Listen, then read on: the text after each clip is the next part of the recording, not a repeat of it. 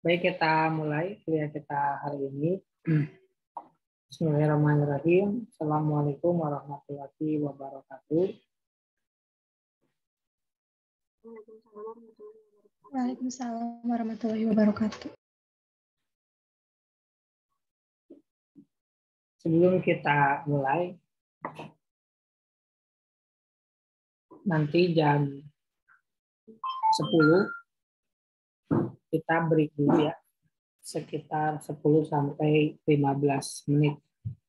Nanti kita lanjut lagi sampai nanti waktunya habis setelah penyesuaian. Gitu ya.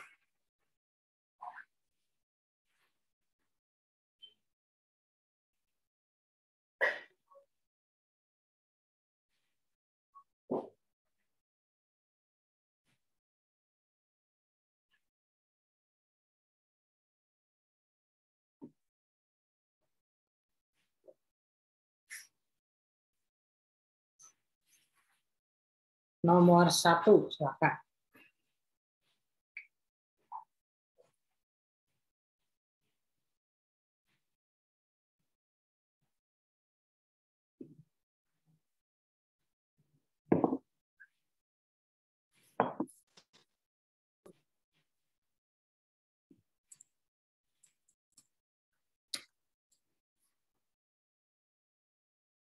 Nomor 1, Siti Nur Hidayani.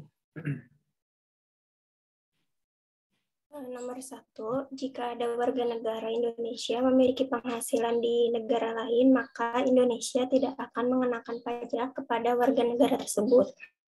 Jawabannya salah. Jawabannya tadi apa? Yang benar apa dong? Atau salah? Yang benar kan Indonesia itu mengenakan prinsip broadband income ya Pak. Jadi dari negara dalam negeri ataupun dari luar negeri, Indonesia itu akan mengenakan pajaknya. Ya, betul ya. Jadi jawabannya salah. Lanjut yang kedua.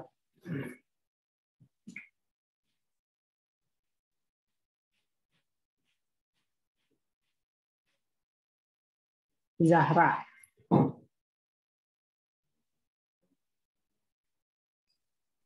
Nomor 2, pajak berganda akan menghambat transaksi internasional. Jawabannya benar, Pak.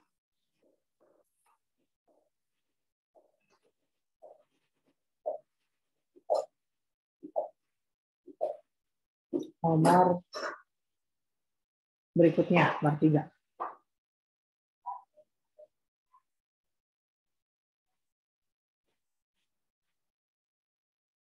Ihsan.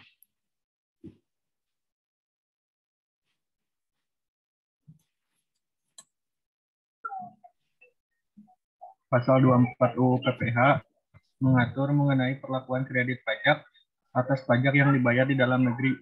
Jawabannya salah, Pak. Yang benar apa dong? Harusnya PPh 24 kan yang dibayar di luar negeri. Ya betul ya, yang di luar negeri bukan di dalam. Berikutnya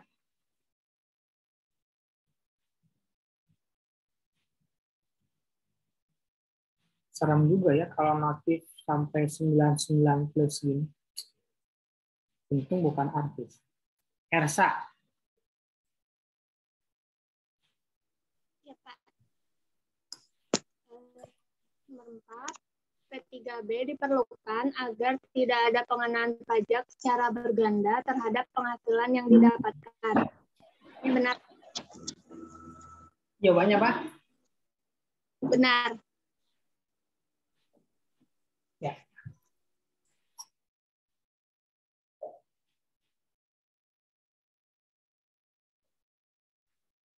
Berikutnya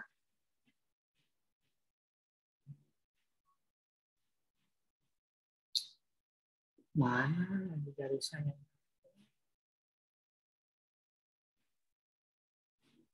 Revana.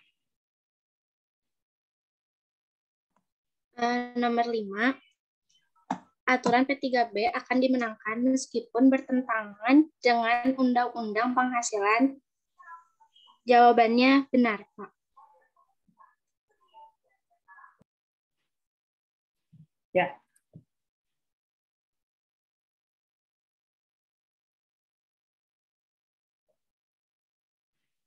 Siti. Nomor 6, OECD merupakan standar yang harus dipatuhi pada saat suatu negara melakukan P3B. Jawabannya salah. Yang benar? Kan Indonesia itu punya beberapa model ya Pak. Ada OECD model, ada UN model. Jadi nggak harus mematuhi dari model OECD aja. Ya.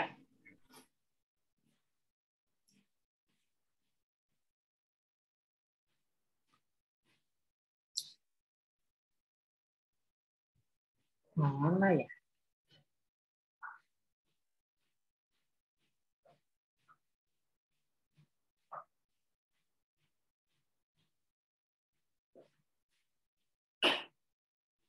Ya ampun, manjatnya bikin jereng. Revana, silakan.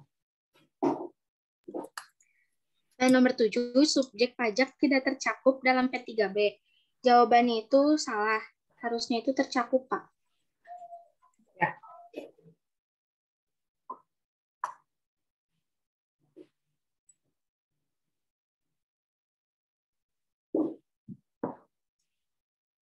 Berikutnya, Ersa. Iya, Pak. Nomor 8, cakupan P3B hanya meliputi daerah saja. Jawabannya salah, Pak. Harusnya pusat juga. Yang benar apa? Harusnya pajak daerah dan juga pusat. Jadi nggak daerah doang. Iya.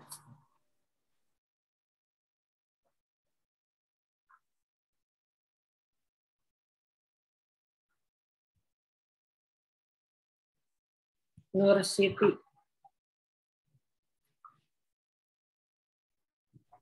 Pembatasan besarnya persentase tarif pajak tergantung dari besarnya persentase penyertaan modal yang disetor. Jawabannya benar. Jawabannya apa? Benar, Pak. Benar ya.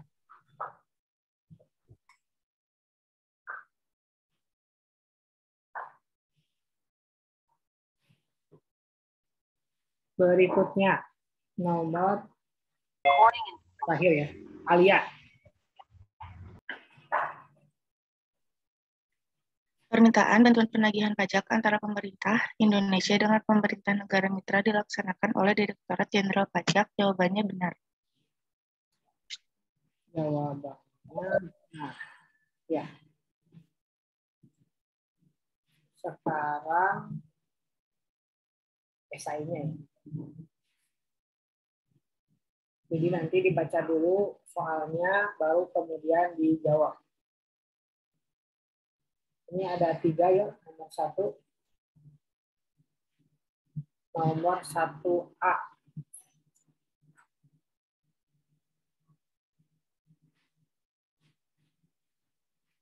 Siti, silakan. Nomor 1, hitunglah PPh BUT sebagai berikut. Yang pertama, peredaran brutonya sebesar 200 miliar. Yang kedua, biaya untuk mendapatkan, menagih, dan memelihara penghasilan sebesar 100 juta miliar. 100 juta ya, penghasilan dari usaha atau kegiatan BUT dari harta yang dimiliki sebesar 250 juta. Penghasilan kantor pusat dari usaha atau kegiatan penjualan barang, pemberian jasa di Indonesia yang dilakukan BUT sebesar 70 juta, biaya kantor pusat atas kegiatan penjualan barang, pemberian jasa di Indonesia sebesar 60 juta, penghasilan dari hubungan efektif BUT dengan harta atau kegiatan yang memberikan penghasilan sebesar 40 juta, Kemudian biaya terkait kegiatan yang memberikan penghasilan sebesar 30 juta, biaya administrasi kantor pusat yang berkaitan dengan usaha atau kegiatan BUT, kemudian ada kompensasi kerugian sebesar 70 juta. Pertanyaannya yang pertama itu, hitunglah penghasilan neto fiskal dari transaksi di atas. Jawabnya yang A dulu aja, Pak. Ya, yang A dulu. Nanti yang B sama yang lain. Jadi untuk menghitung penghasilan netonya itu dari 250 juta dari penghasilan usaha atau kegiatan BUT dari harta yang dimilikinya, kemudian ditambah 70 juta dari penghasilan kantor pusat dari usaha atau kegiatan penjualan barang dan pemberian jasa di Indonesia, kemudian ditambah 40 juta dari penghasilan dari hubungan efektif BUT dengan harta atau kegiatan yang memberikan penghasilannya, yaitu jadi jumlahnya itu 360 juta.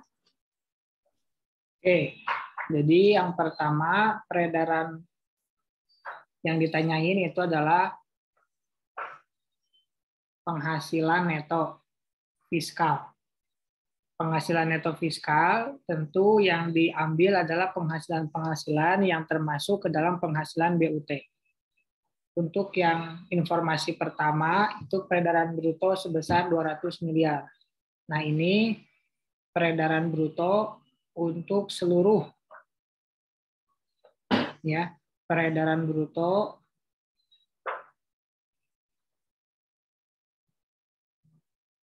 ini untuk seluruh BUT ya, yang dimiliki oleh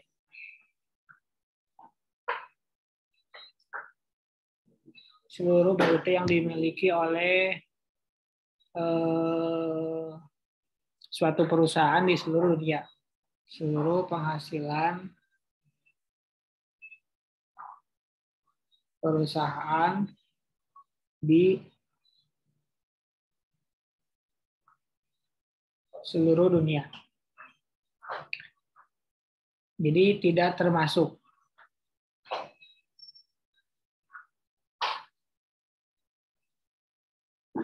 yang kedua bukan penghasilan, yang ketiga penghasilan. Ini termasuk nggak, Siti? Termasuk, Pak. Termasuk ya, karena penghasilan dari usaha atau kegiatan. Untuk menentukannya, kalian bisa sambil dilihat di modul mulai dari halaman 91 ya.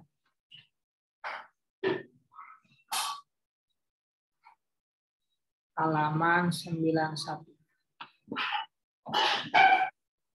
Kita lanjut ke berikutnya. Ini penghasilan juga. Termasuk enggak, Siti? Termasuk, Pak. Termasuk ya. Itu biaya nggak masuk. Nah, ini ada penghasilan lagi. Ini termasuk nggak, Siti? Termasuk nggak, Siti? Yang 40 juta? Termasuk, Pak. Termasuk ya. Nah, karena termasuk, jadi kita tinggal dijumlahkan saja. 250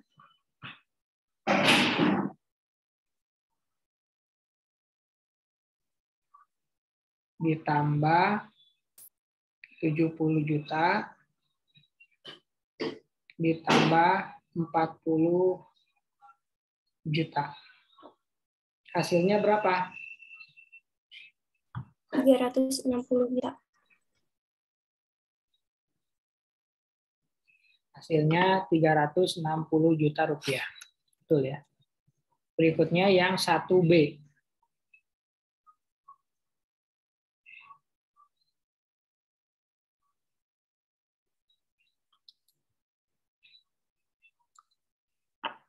Tarisa.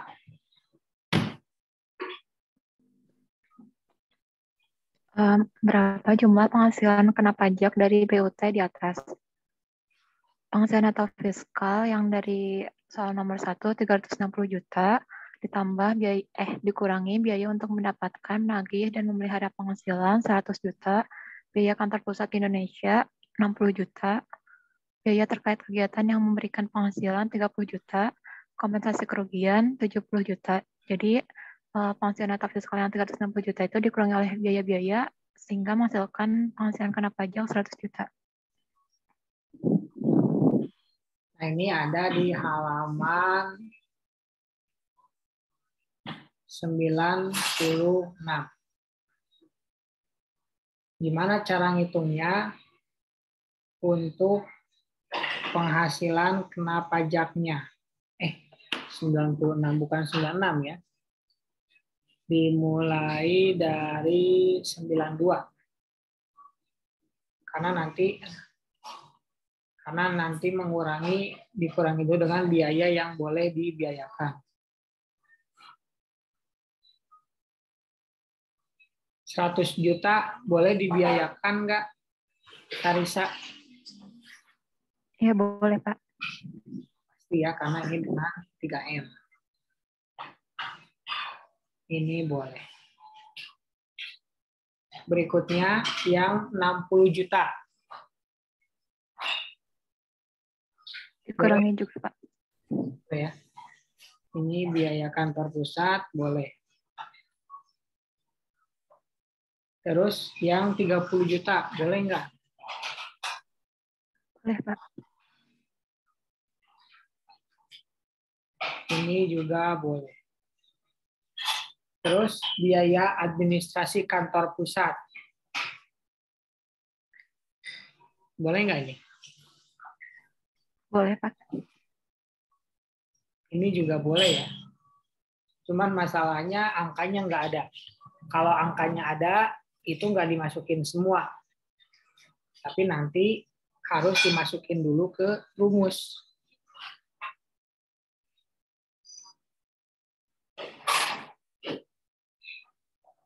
Rumusnya biaya ADM pusat dikali peredaran usaha BUT Indonesia dibagi peredaran usaha di seluruh dunia.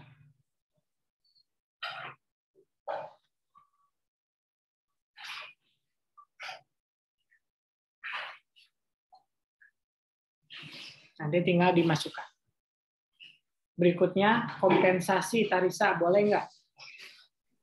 Boleh, Pak. Kompensasi boleh ya, ada di modul, bisa dicek dimulai dari halaman 92. Ini juga boleh.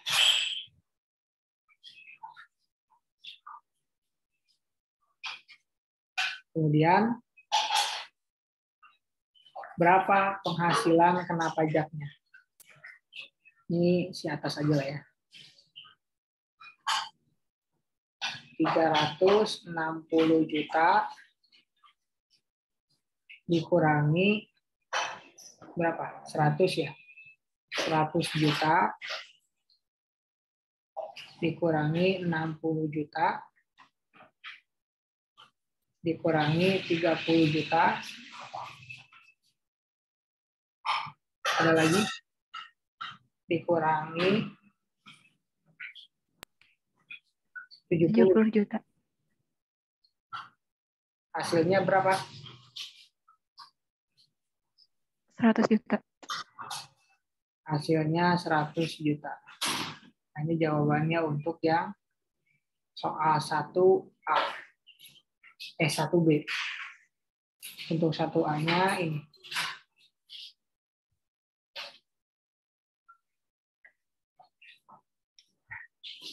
Ada yang mau ditanyakan dulu soal 1A dan 1B?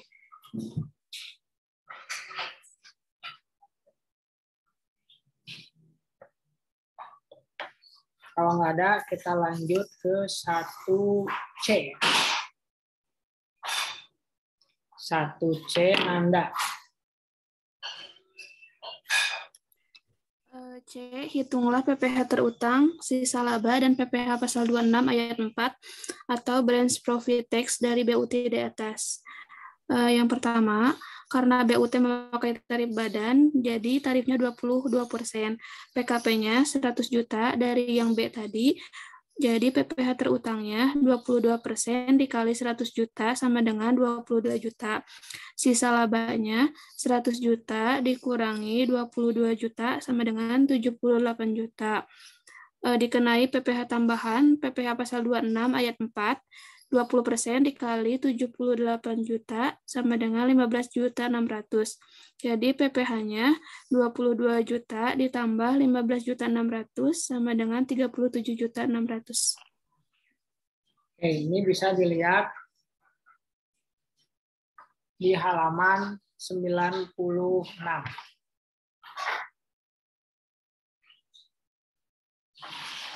Untuk mengerjakannya,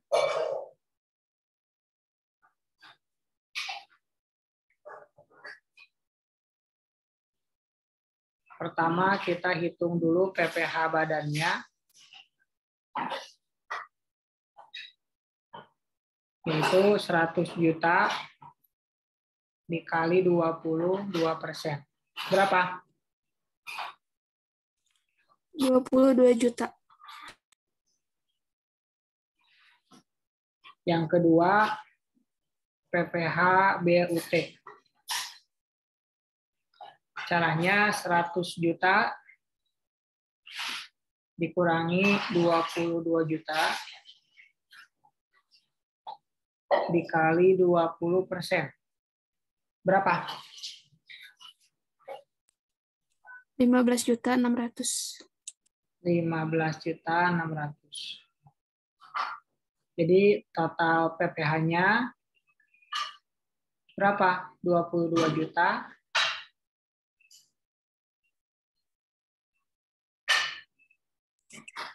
ditambah 22 juta ditambah 15.600.000 ya. Berapa? 37.600.000. 37.600.000. Nah, itu untuk pajak yang harus dibayar.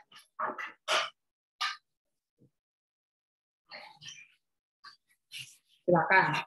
Untuk soal nomor 1, ini jawabannya ya.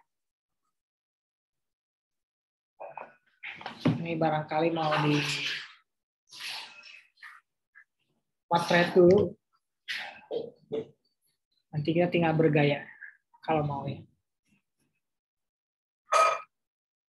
Oke.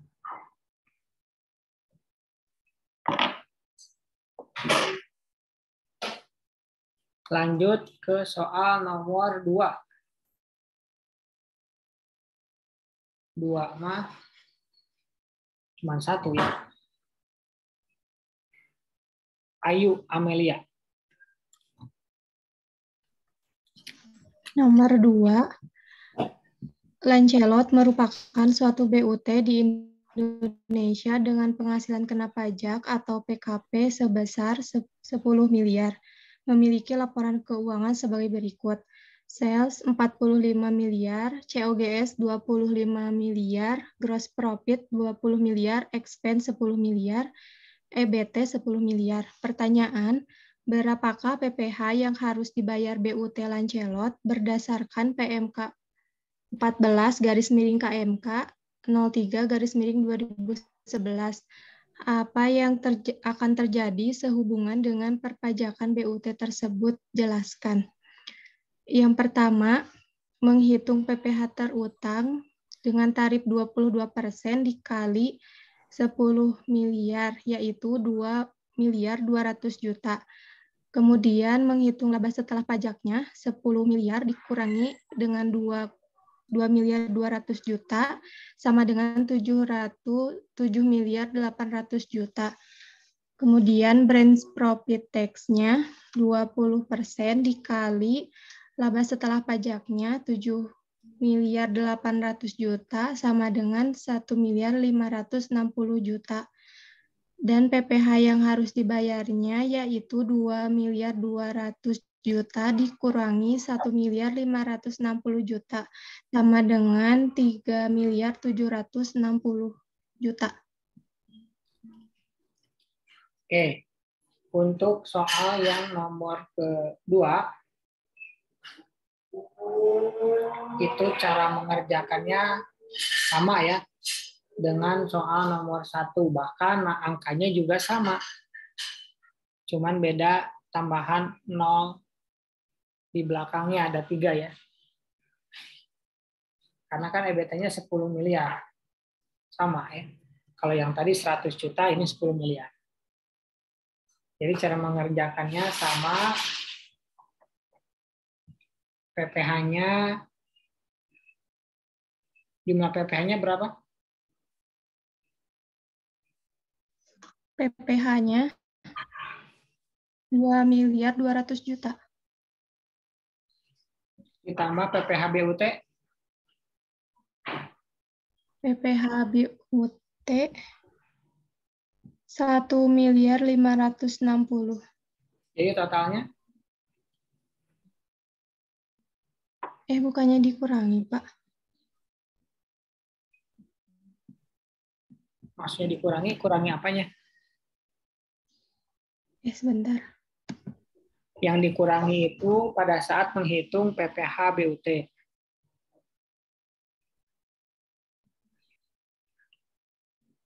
Kan di modulnya kan bilang BUT dikenakan tarif PPH badan pasal 17 ayat 1 yaitu sebesar 22%.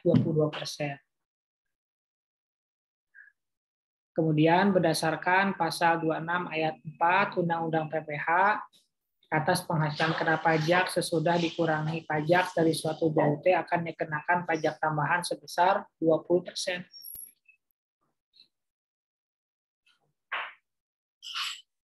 Jadi cara ngitungnya masih ditambah. Jadi berapa hasilnya? PPH badan ditambah PPH BUT. 3 miliar. 3 miliar? 5 miliar, Pak.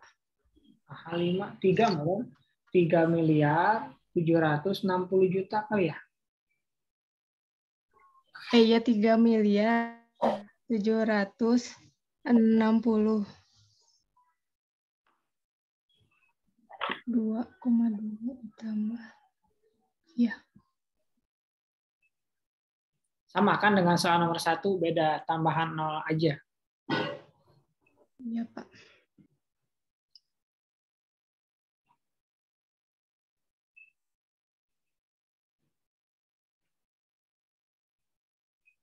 Oke, terakhir lah ya. Soal yang berikutnya, yang ketiga lah terakhir. Karena waktunya kita ada materi yang harus kita bahas juga. Siti, silakan. Nomor 3 soalnya Maxis INC yang berkedudukan di Amerika menutup perjanjian lisensi dengan PT Serayu untuk mempergunakan merek dagang Maxis INC atas hak tersebut. Maxis INC menerima royalti dari PT Serayu. Sehubungan dengan perjanjian tersebut, Maxis INC memberikan jasa manajemen kepada PT Serayu melalui BUT di Indonesia. Dan dalam rangka pemasaran produk PT Serayu yang menggunakan merek Maxis INC tersebut. Pertanyaannya, pada kasus di atas, dalam penggunaan merek dagang oleh PT Serayu yang memiliki hubungan efektif dengan BUT di Indonesia, bagaimana perlakuan atas royalti tersebut? Jelaskan. Sesuai dengan pasal 5 ayat 3 Undang-Undang PPH, royalti tersebut tidak diperbolehkan mengurangkan pembayaran kepada kantor pusat. Contohnya seperti royalti atau imbalan lainnya sehubungan dengan penggunaan harta, paten, atau hak-hak lainnya. Kemudian ada imbalan sehubungan dengan jasa manajemen dan jasa lainnya. Kemudian ada bunga, kecuali bunga yang berkenaan dengan usaha perbankan. Ya. Ini ada di halaman 92. Ya. Itu untuk pembahasan soal sebelumnya ya.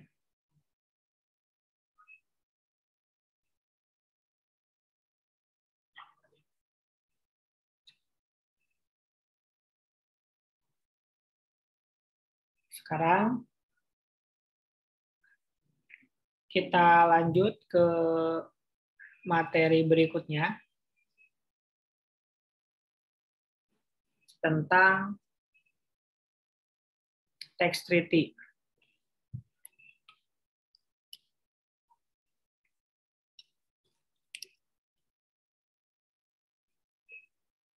Silakan dipersiapkan.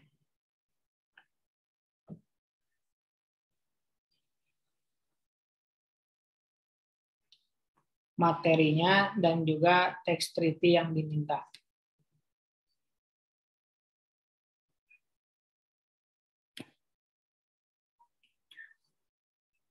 Oke, kita mulai.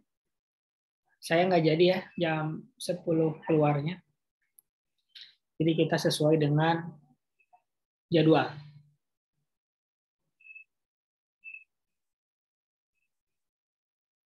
Hari ini, materi ke-9 ini membahas tentang tax treaty. Jadi, materi ini sebenarnya materinya sangat banyak ya, karena ngebahas satu buku ini dibahas dalam satu pertemuan.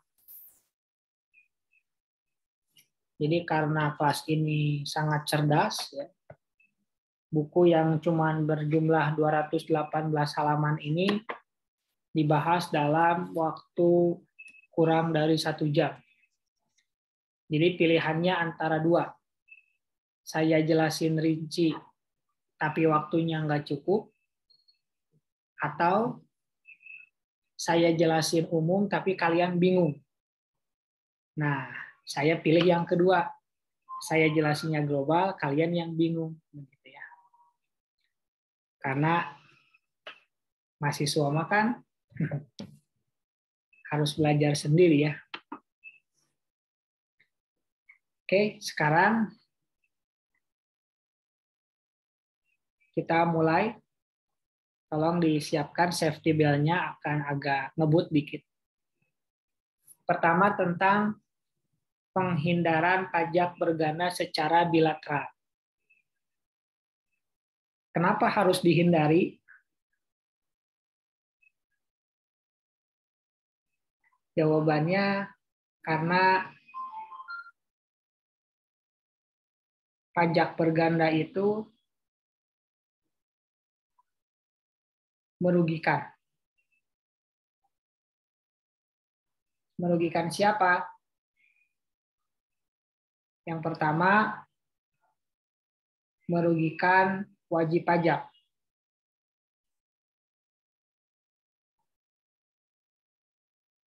Wajib pajak dirugikannya dalam hal pembayaran yang menjadi lebih besar pembayaran pajaknya. Yang kedua, merugikan bagi negara. Karena pada saat pajak berganda itu terjadi, maka sudah dipastikan investor akan kabur di tahun berikutnya. Oleh karenanya, dibutuhkan penghindaran pajak secara berganda. Nah, penghindaran pajak itu dilakukan antar negara. Ada yang namanya bilateral, ada yang unilateral. Kalau bilateral ini antara dua negara.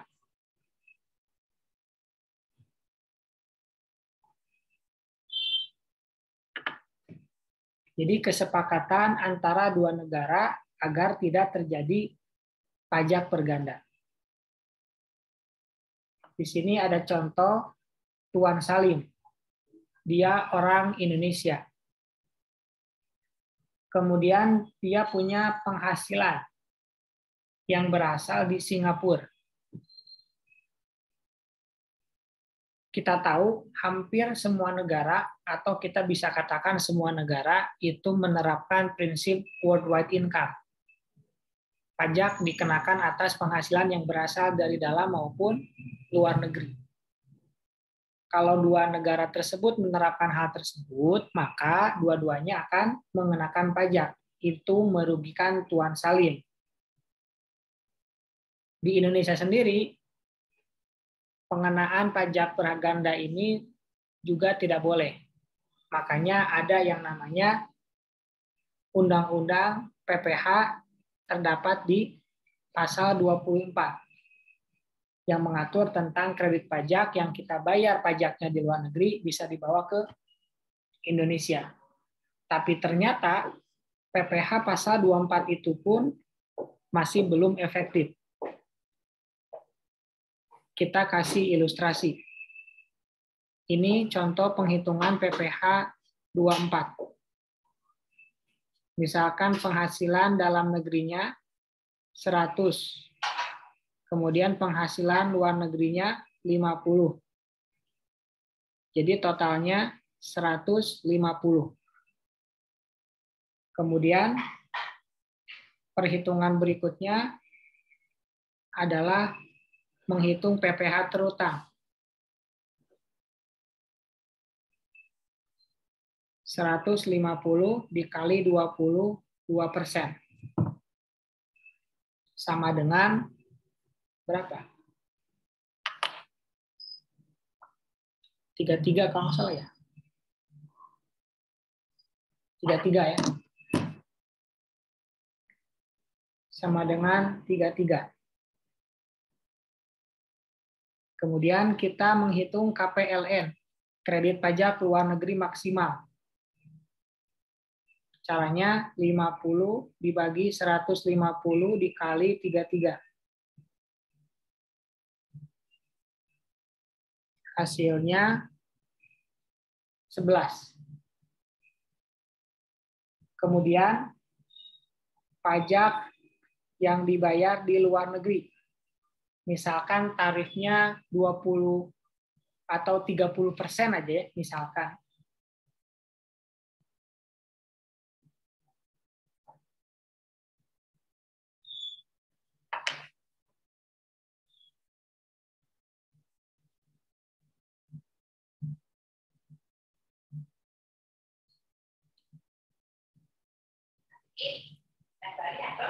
Nah, teh.